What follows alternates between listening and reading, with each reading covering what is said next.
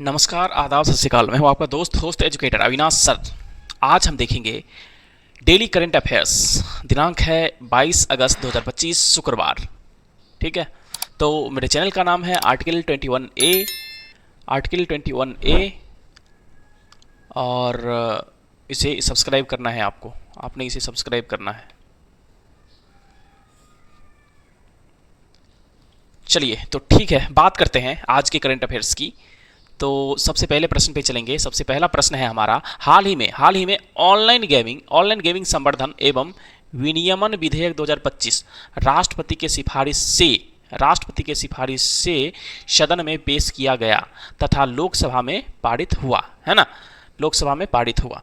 तो संविधान के किस अनुच्छेद के अंतर्गत राष्ट्रपति सिफारिश करते हैं? तो राष्ट्रपति जो है किसी भी विधेयक की सिफारिश करते हैं वो किस अनुच्छेद के अंतर्गत करते हैं?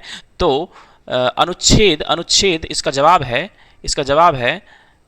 अनुच्छेद 117 का 117, अनुच्छेद 117 क्लॉज 1 और 117 क्लॉज 3। इन दोनों अनुच्छेद के प्रावधान है कि राष्ट्रपति जो है सिफारिश करेंगे। राष्ट्रपति क्या करेंगे? सिफारिश करेंगे। ओके। अनुच्छेद 117 का 1 और अनुच्छेद 117 का 3, इन दोनों में प्रावधान है कि किसी भी विधेयक को राष्ट्रपति जो है सो सिफारिश कर सकते हैं सदन में। ठीक है, तो अनुच्छेद 117 का 1 क्या कहता है? 117 का 1 कहता है कि अनुच्छेद 110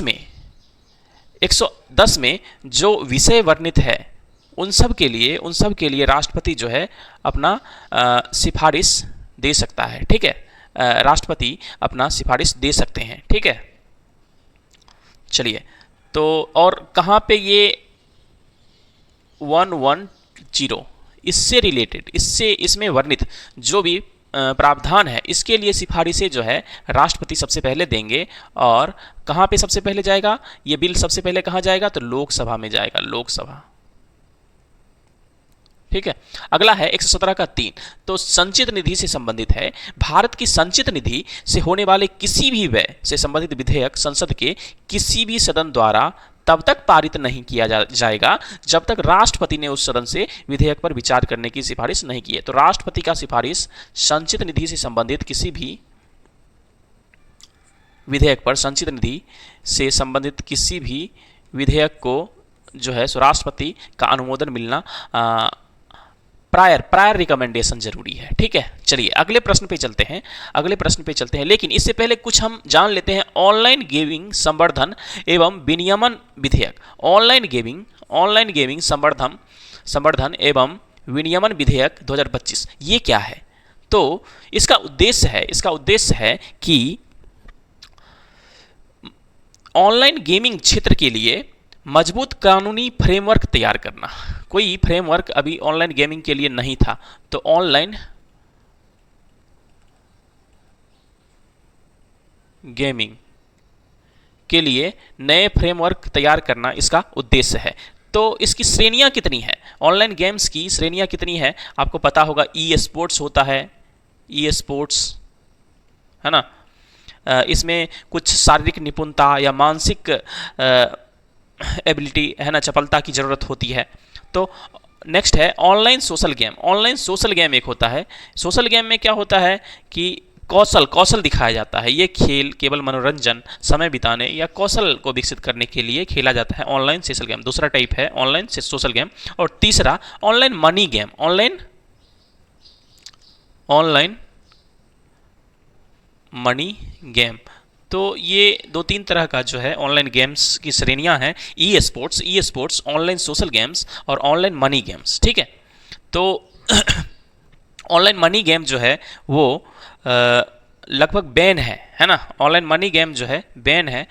ई स्पोर्ट्स और ऑनलाइन सोशल गेम्स को बढ़ावा देना, ई स्पोर्ट्स और ऑनलाइन सोशल गेम्स को बढ़ावा देने के लिए सरकार को ई स्पोर्ट्स एवं ऑनलाइन सोशल गेम्स को बढ़ावा देने के लिए जिम्मेदारी सौंपी गई है। ठीक है,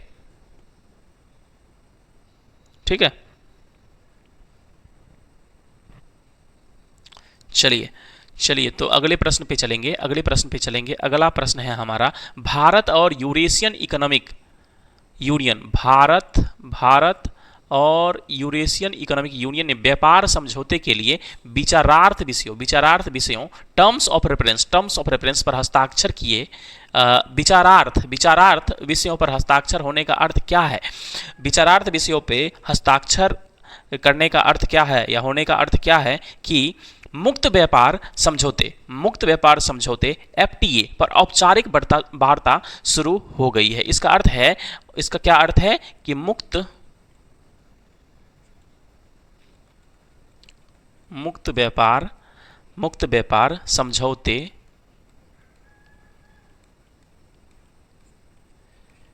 FTA फ्री ट्रेड एग्रीमेंट पर औपचारिक वार्ता शुरू। ठीक है, तो FTA का क्या फायदा है? FTA का क्या फायदा है कि फ्री ट्रेड एग्रीमेंट बोलते हैं। इसके तहत क्या होता है, दोनों जो पक्ष होते हैं वो लगभग जीरो टैक्सेस, लगभग जीरो, हमेशा जीरो नहीं होता, या जीरो या कम टैक्सेस पे आपस में आयात और निर्यात करते हैं, है ना, फ्री ट्रेड एग्रीमेंट के अंतर्गत। तो कई सारे रियायतें दी जाती है, छूटें दी जाती है दोनों देशों को एक दूसरे को।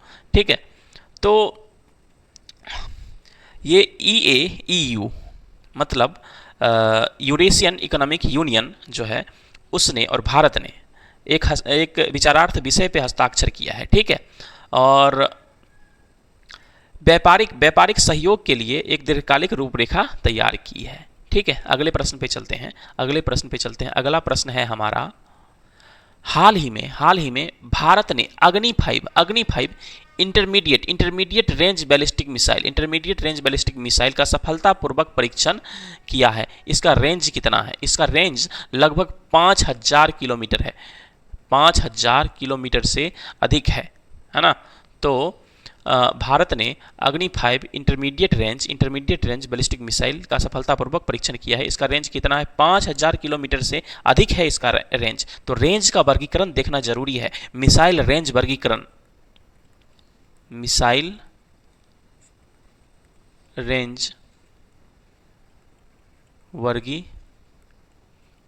अच्छा, ये किस तरह का मिसाइल है? अभी जो हाल ही में अग्नि 5 जो बनाया गया है, ये किस तरह का मिसाइल है?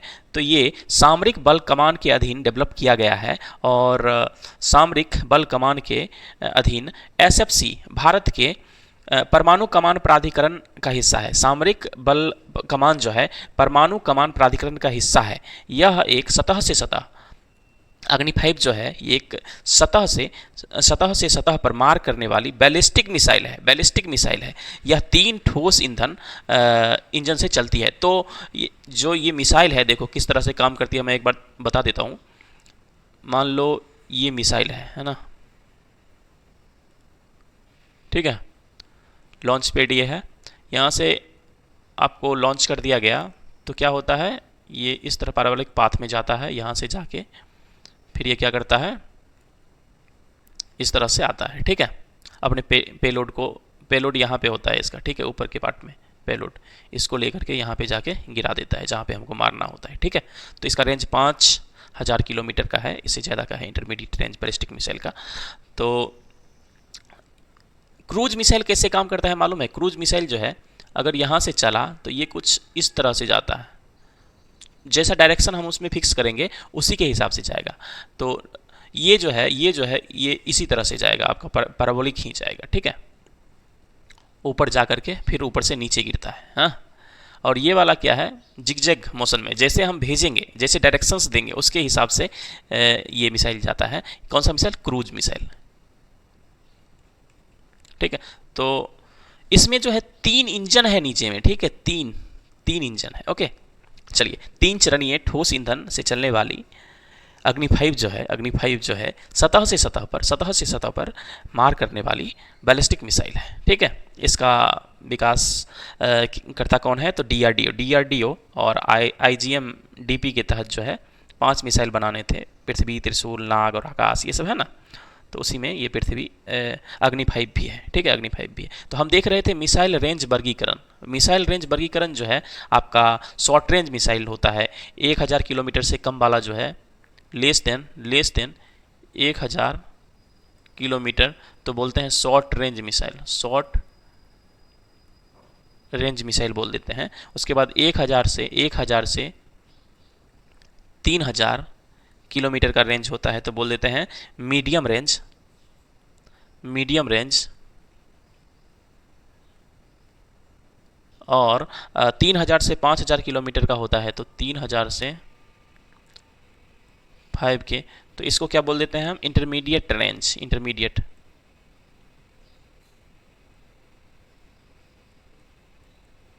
इसके अलावा अगर 5000 से ज़्यादा है, मोर देन 5000 है, तो इसको क्या बोलते हैं हम, long range, long range.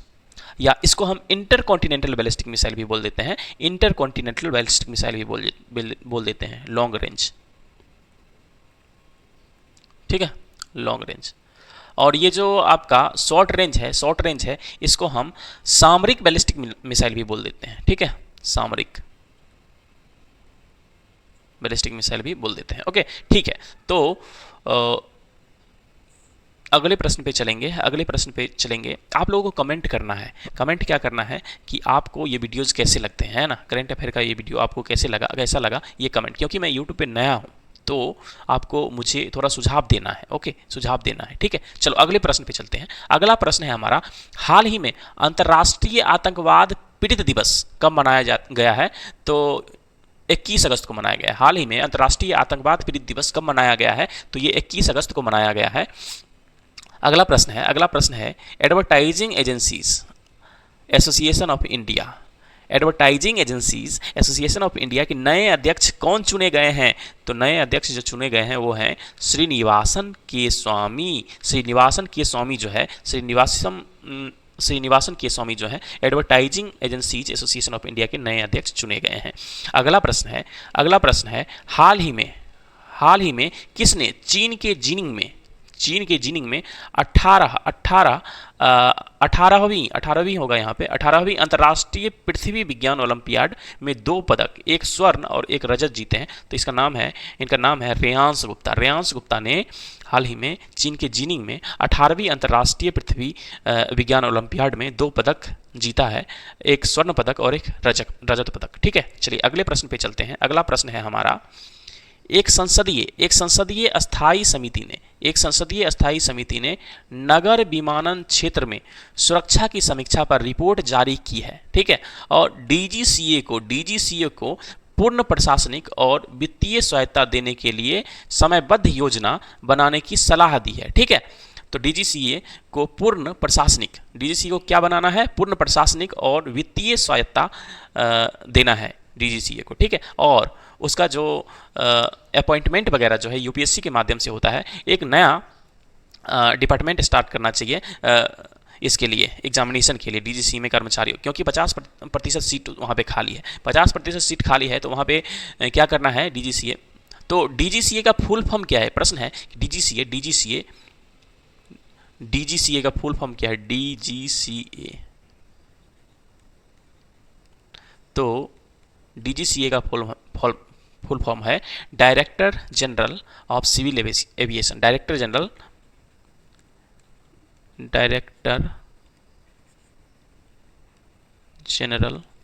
Of civil aviation,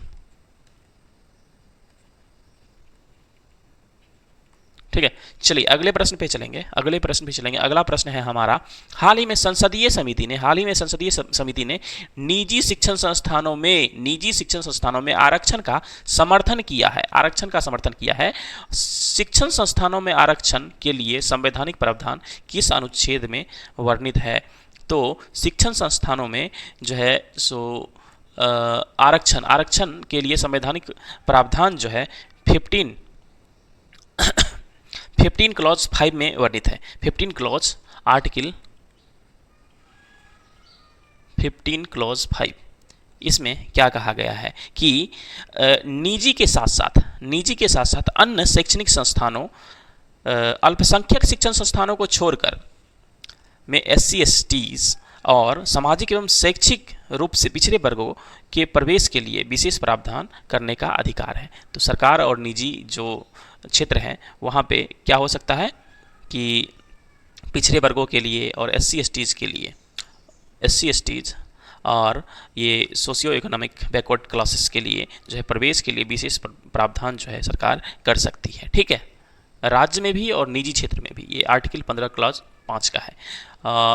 हाल ही में अभी एक रिपोर्ट आया है संसदीय समिति का, और किस डिपार्टमेंट से संबंधित संसदीय समिति थी वो, तो शिक्षा, महिला, बाल, युवा और खेल संबंधित विभाग से संबंधित संसदीय समिति की 370वीं रिपोर्ट है। 370वीं रिपोर्ट है। इसमें कहा गया है कि निजी उच्चतर संस्थानों में आरक्षण की संवैधानिक व्यवस्था होनी चाहिए। ठीक है, तो क्यों होनी चाहिए भाई? आप देखोगे बड़े बड़े जो निजी संस्थान है, शिक्षण संस्थान है, वहाँ पे जो है देश के उस वर्ग का जो प्रतिनिधित्व है जो वो बहुत ही कम है। जैसे कि 2024-25 में बिट्स पिलानी का एग्जाम्पल ले लो, तो यहाँ पे 5137 छात्रों में से केवल 10% OBC है, 0.5% SCs है और 0.8% STs है। तो हाँ, सरकार को क्या करना चाहिए कि कुछ उन लोगों को भी जो OBCs में आते हैं, SC STs में आते हैं, उन लोगों को भी उसमें सीट देने चाहिए, है ना। प्राइवेट संस्थान में भी सीट देनी चाहिए। ठीक है, तो संसद ये जो सिफारिश जो है, सिफारिश में क्या किया गया है, क्या क्या सिफारिशें की गई है ये देखते हैं। तो कहा गया है कि 15 क्लॉज 5 को पूरी तरह से लागू करनी चाहिए। निजी उच्चतर शिक्षण संस्थानों में OBC हेतु 27%, SC के लिए 15% और STs के लिए 7.5% आरक्षण को अनिवार्य किया जाना चाहिए। उसके बाद सरकार की वित्तीय जिम्मेवारी भी होती है। सरकार की वित्तीय जिम्मेवारी इसको निभाना चाहिए। क्या है कि निजी उच्चतर शिक्षण संस्थानों में आरक्षण से संबंधित पूरी आर्थिक जिम्मेदारी जो है वो सरकार को वहन करनी चाहिए, है ना। 25% RTE के अंदर जो निजी स्कूल में 25% आरक्षण का मॉडल है उसे भी पालन किया जा सकता है। RTE 2009 के अंदर जो 25% आरक्षण का मॉडल है ये भी पालन किया जा सकता है। उसके बाद क्रीमी लेयर का सिद्धांत जो है इसको तो अपनाना चाहिए, है ना। क्रीमी लेयर का सिद्धांत को अपनाना चाहिए कि जो आय एवं पात्रता से संबंधित मानदंडों को नियमित रूप से अपडेट करना चाहिए। इससे यह सुनिश्चित किया जा सकेगा कि लाभ सबसे वंचित लोगों तक पहुंच सके, है ना।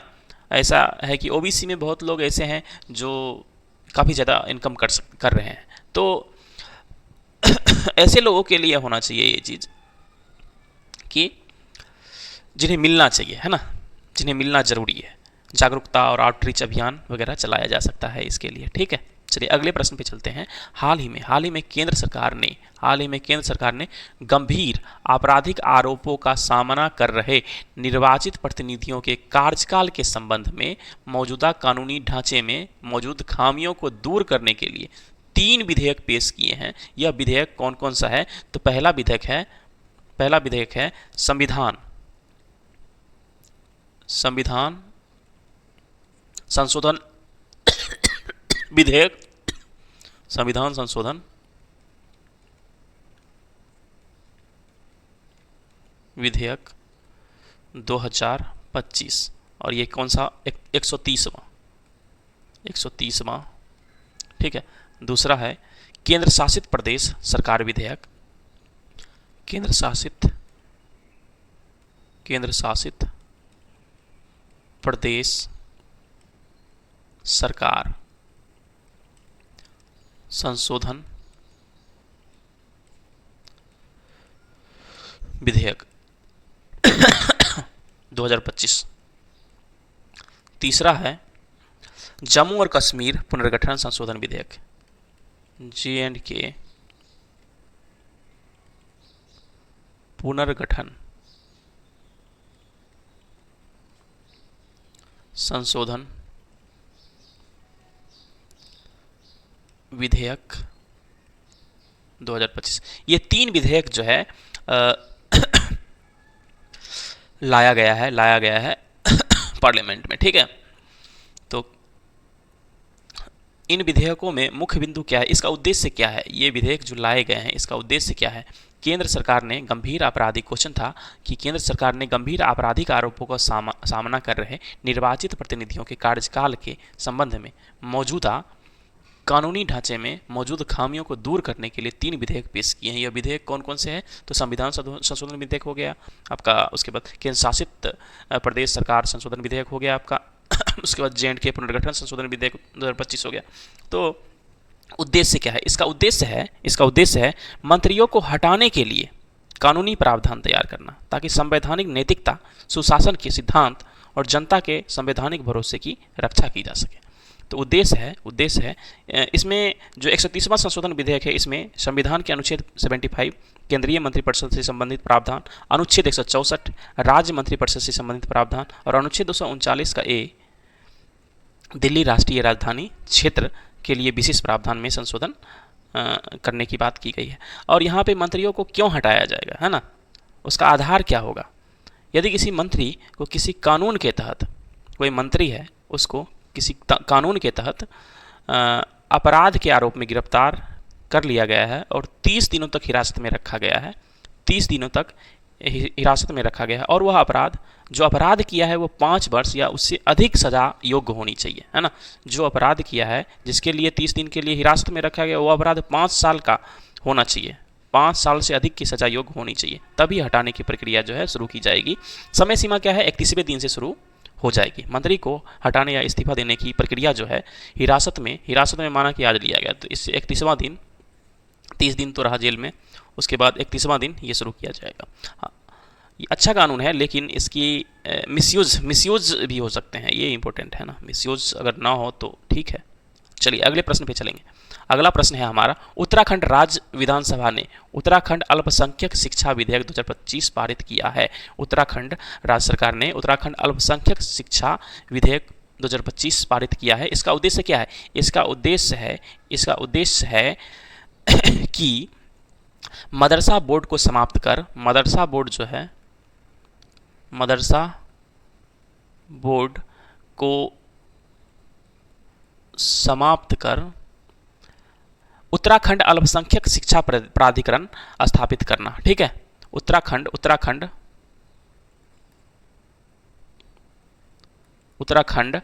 अल्पसंख्यक शिक्षा प्राधिकरण, अल्पसंख्यक शिक्षा प्राधिकरण, इसको स्थापित करने की बात की जा रही है। अल्पसंख्यकों के, अब अल्पसंख्यक की बात आती है तो अल्पसंख्यकों के सांस्कृतिक और शैक्षणिक अधिकारों के संरक्षण हेतु संवैधानिक प्रावधान क्या क्या है, कहाँ किस अनुच्छेद में दिया गया है, तो अनुच्छेद 29 में दिया गया है। अनुच्छेद 29 का ए, आर्टिकल 29 का 1, 29 का 2, 29 का 3, है ना। तो ये सॉरी 30 का 1, 30 का 2, ये सब जो है आपका ये इस तरह से नहीं लिखा जाएगा 1, 2, ठीक है। तो आर्टिकल 29 और 30 में जो है अल्पसंख्यकों के सांस्कृतिक और शैक्षणिक अधिकारों के संरक्षण हेतु संवैधानिक प्रावधान दिए गए हैं। ठीक है, जैसे कि 29 का एक क्या कहता है कि किसी भी वर्ग को, अल्पसंख्यक वर्ग को अपनी विशेष भाषा, लिपि या संस्कृति को संरक्षित करने का अधिकार होगा। उसी तरह 30 का एक कहता है कि धर्म या भाषा पर आधारित सभी अल्पसंख्यक वर्गों को अपनी रुचि की शिक्षा संस्थानों की स्थापना करने की अनुमति है, उनका प्रशासन करने का अधिकार है। ठीक है, तो चलिए अगले प्रश्न पे चलते हैं। अगला प्रश्न है हमारा, अगला प्रश्न, हाल ही में भारत ने लिपुलेख दर्रा से होकर भारत चीन सीमा व्यापार फिर से शुरू करने पर किस देश की आपत्ति को खारिज कर दिया है, तो नेपाल ने आपत्ति किया था, नेपाल की आपत्ति को खारिज कर दिया है। हुआ यूं कि 2020 में नेपाल क्या करता है, एक संवैधानिक संशोधन पारित करता है और एक नया नक्शा जारी करता है। उस नक्शा में ये लिम्पियाथुरा जो है, लिम्पियाथुरा, लिपुलेख और काला पानी को नेपाल का हिस्सा दर्शा देता है। तो अभी जब हमारा चीन के साथ व्यापार शुरू होने वाला है लिपुलेख दर्रा से, तो वो आपत्ति जता रहा है, तो हमने उसके आपत्ति को खारिज कर दिया है। तो लिपुलेख दर्रा है कहाँ, लिपुलेख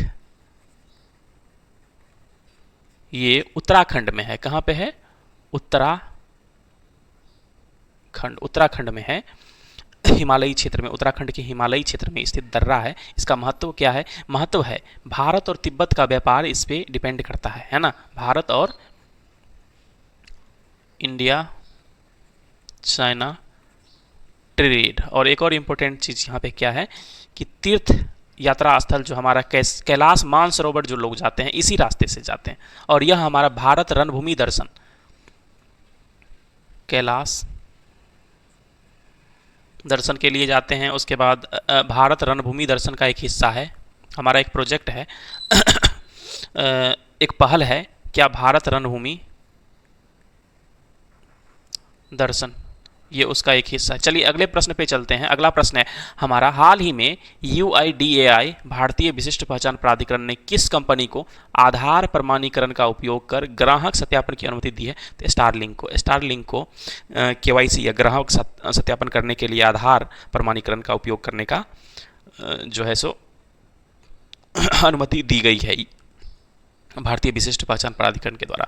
हाल ही में, अगला प्रश्न है, हाल ही में किसे दिल्ली का पुलिस कमिश्नर नियुक्त किया गया है? तो सतीश गोलचा को दिल्ली का पुलिस कमिश्नर नियुक्त किया गया है। हाल ही में भारत और किस देश ने समुद्री सहयोग बढ़ाने के लिए संयुक्त कार्यदल गठित किया है? तो सऊदी अरब और भारत ने ये गठित किया है, भारत और सऊदी अरब। ठीक है, चलिए अगले प्रश्न पे चलते हैं। अगला प्रश्न है हमारा, किस तकनीकी के द्वारा कोयले को सिंथेटिक गैस गैस में बदला जाता है? ठीक है, तो कौन सा तकनीक यहाँ पे यूज होता है?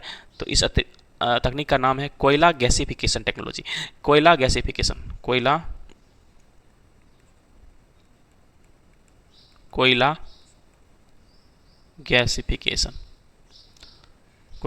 नीति आयोग ने भारत में उत्पादित कोयले में राख की उच्च मात्रा को देखते हुए गैसीकरण प्रौद्योगिकी के प्रदर्शन को लेकर चिंताएं जताई है, इसीलिए मैंने ये प्रश्न पूछा।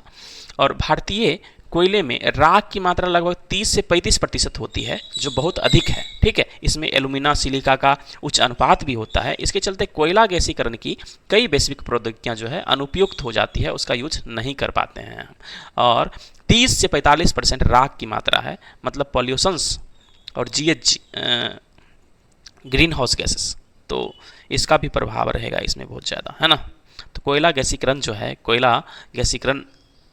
है तकनीक जो है, इससे सिंथेटिक गैस बनाया जाता है। सिंथेटिक गैस का उपयोग बिजली उत्पादन, ऊर्जा दक्ष फ्यूल सेल तकनीक में किया जाता है। ठीक है, चलिए अगले प्रश्न पे चलते हैं। अगला प्रश्न है हमारा, हाल ही में पक्षी सर्वेक्षण में किस अभ्यारण्य में पक्षियों की 9 नई प्रजातियां दर्ज की गई है? पक्षियों की 9 नई प्रजातियां दर्ज की गई है, तो इसका नाम है थट्टेकर पक्षी अभ्यारण्य।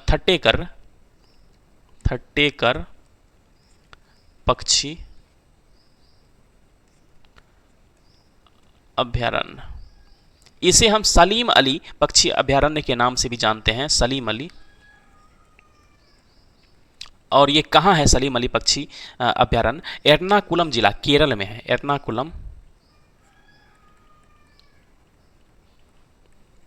केरल।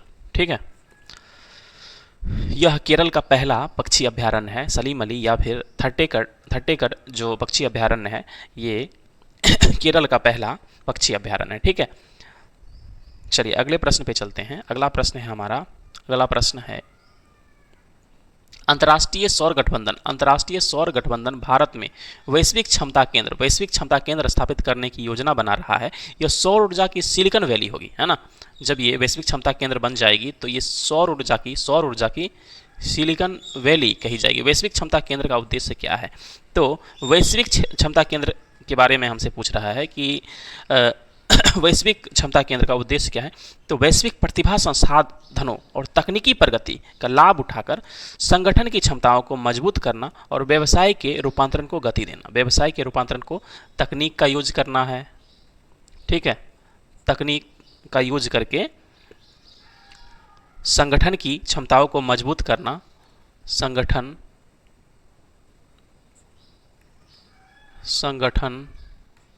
की क्षमता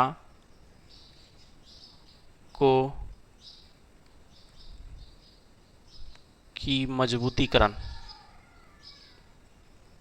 ठीक है, और व्यवसाय के रूपांतरण को गति देना है। ठीक है, चलिए अगले प्रश्न पे चलते हैं। अगला प्रश्न है हमारा, अगला, हाल ही में शोधकर्ताओं ने एक विशाल सोलर टोर्नेडो की तस्वीर प्राप्त की है। किसी भी समय सूरज की सतह के ऊपर ऐसे कितने टोर्नेडो देखे जा सकते हैं? लगभग 11,000, लगभग 11,000। ठीक है। अभी शोधकर्ताओं ने कुछ दिन पहले एक विशाल सोलर टोर्नेडो की तस्वीर प्राप्त की है। ठीक है। और इसका जो आयाम है वो 1,30,000 किलोमीटर की ऊंचाई तक ऊपर उठा हुआ है। ठीक है। और इसकी संरचना की बात करें तो ये टोर्नेडो की संरचना की बात करें, ये सोलर टोर्नेडो की संरचना की बात करें तो आयनित गैस प्लाज्मा से बना हुआ है, प्लाज्मा से बना हुआ है और चुंबकीय क्षेत्रों द्वारा एक जगह पर स्थिर रहता है। इन्हें औपचारिक रूप से टोर्नेडो प्रोमिनेंस के रूप में जाना जाता है, टोर्नेडो प्रोमिनेंस के रूप में। ठीक है। चुंबकीय क्षेत्रों द्वारा एक जगह पर स्थिर रहता है। ठीक है। इसकी विशेषताओं के बारे में बात करें तो इसका टेम्परेचर जो है कितना तक जा सकता है? 2.5 लाख डिग्री सेल्सियस तक पहुंच सकता है, 2.5 लाख डिग्री सेल्सियस तक पहुंच सकता है। और किसी भी समय सूर्य की सतह के ऊपर ऐसे 11,000 टोर्नेडो देखे जा सकते हैं, 11,000 टोर्नेडो देखे जा सकते हैं। ठीक है। चलिए अगले प्रश्न पे चलते हैं। अगला प्रश्न है हमारा कि हाल ही में किसे बॉक्सिंग फेडरेशन ऑफ इंडिया का अध्यक्ष चुना गया है? तो अजय सिंह को बॉक्सिंग फेडरेशन ऑफ इंडिया का अध्यक्ष चुना गया है। अगला प्रश्न है, किस राज्य सरकार ने प्रवासी श्रमिकों की वापसी के लिए श्रमश्री योजना शुरू की है? ठीक है। पश्चिम बंगाल सरकार ने ये योजना शुरू की है जिसमें 5,000 रुपये 1 साल तक या फिर जब तक जॉब नहीं मिलता है तब तक वो लोग जो दूसरे स्टेट्स में रहते हैं उन लोगों को वापस लाने के लिए दिया जाएगा। ठीक है। किस राज्य सरकार ने प्रवासी श्रमिकों की वापसी के लिए श्रमश्री योजना शुरू की है? पश्चिम बंगाल ने शुरू की है। हाल ही में नेक्स्ट क्वेश्चन है, कौन पैरा टेबल टेनिस में विश्व की नंबर 1 खिलाड़ी बनी है? तो भावना पटेल जो है हाल ही में पैरा टेबल टेनिस में विश्व की नंबर 1 खिलाड़ी बनी है। ठीक है। अगला प्रश्न है, अगले प्रश्न पे चलेंगे। अगला प्रश्न है, पश्चिम बंगाल के किस बायोस्फीयर रिजर्व में खारे पानी के मगरमच्छों की संख्या में वृद्धि दर्ज की गई है? खारे पानी की मगरमच्छ जो है आपका सुंदरबन बायोस्फीयर रिजर्व जो है यहाँ पे सुंदरबन आंसर है क्या? Sundarban biosphere reserve. ठीक है। तो यहाँ पे जो है खारे पानी के मगरमच्छों की संख्या में वृद्धि दर्ज की गई है। अगर खारे पानी की मगरमच्छों की संख्या की बात करते हैं तो ये आईओसीएन में देख लेते हैं, इसका क्या है? आईओसीएन रेड लिस्ट कंसर्न है आईओसीएन रेड लिस्ट में। और वन्यजीव संरक्षण अधिनियम 1972, वन्यजीव संरक्षण अधिनियम 1972 में ये अनुसूची 1 में वर्णित है, लिखा गया है इसके बारे में अनुसूची 1। इस पे मैं स्पेशल एक वीडियो बनाऊंगा, ये आईओसीएन रेड लिस्ट और वन्यजीव संरक्षण अधिनियम में कैसे डालते हैं। साइट्स का परिशिष्ट 1 में वर्णित है, परिशिष्ट एनेक्सा 1 में वर्णित है। ठीक है। चलिए अगले प्रश्न पे चलते हैं। अगला प्रश्न है हमारा, भारतीय प्रतिभूति और विनियमन बोर्ड में स्टॉक एक्सचेंज में सूचीबद्ध होने की इच्छुक कंपनियों के लिए न्यूनतम सार्वजनिक शेयरधारिता मानदंड को सरल बनाया गया। इसका उद्देश्य क्या है? उद्देश्य यही है कि किसी कंपनी के स्वामित्व में सार्वजनिक भागीदारी सुनिश्चित करना। क्या है कि सार्वजनिक कंपनी में सार्वजनिक भागीदारी सुनिश्चित करना। ठीक है। इससे क्या होगा? कंपनी के स्वामित्व को कुछ लोगों के हाथ में केंद्रित होने से रोका जा सकता है। कॉर्पोरेट गवर्नेंस और पारदर्शिता को बढ़ावा मिलेगा। शेयरों के लेन देन के लिए बाजार में अधिक तरलता सुनिश्चित हो सकती है ना। तो क्या फिक्स कितना जो है सो पब्लिक के पास होना चाहिए? तो किसी सूचीबद्ध कंपनी में कम से कम 25% शेयर आम जनता के पास होना चाहिए, नॉन प्रमोटर शेयर धारकों के पास होनी चाहिए। कानूनी स्थिति की बात करें तो इससे संबंधित प्रावधान जो है प्रतिभूति अनुबंध अधिनियम 1956 और प्रतिभूति अनुबंध विनियमन अधिनियम 1957 के द्वारा किया जाता है। ठीक है। चलिए ठीक है, तो अगले प्रश्न पे चलेंगे। अगला प्रश्न है हमारा, भारत और किस देश के बीच समुद्री सहयोग बढ़ाने के लिए हाल ही में 6ठी उच्च स्तरीय बैठक आयोजित की गई है? तो वियतनाम के साथ। इसका सही जवाब है क्या? वियतनाम। भारत और वियतनाम के बीच समुद्री सहयोग बढ़ाने के लिए हाल ही में 6ठी उच्च स्तरीय बैठक आयोजित की गई है। तो वियतनाम की राजधानी कहाँ है? हनोई है। वियतनाम की राजधानी जो है वो हनोई है, ठीक है। और वियतनाम के बारे में बात हो रही है तो यहाँ की नदियों की बात करें, रेड और मेकोंग, रेड और मेकोंग रिवर जो है यहाँ पे है। पर्वत, अन्नामी पर्वत श्रेणी, अन्नामी पर्वत श्रेणी जो है वियतनाम में आपको देखने को मिलेगा। चलिए ठीक है, इतना पे रोक देंगे, इतना पे ही रोक देंगे।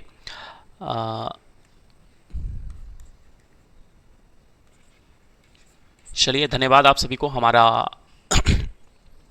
चैनल सब्सक्राइब करने के लिए और लाइक करने के लिए। ओके, और अगले क्लास में मिलेंगे फिर अगले दिन। चलिए, धन्यवाद।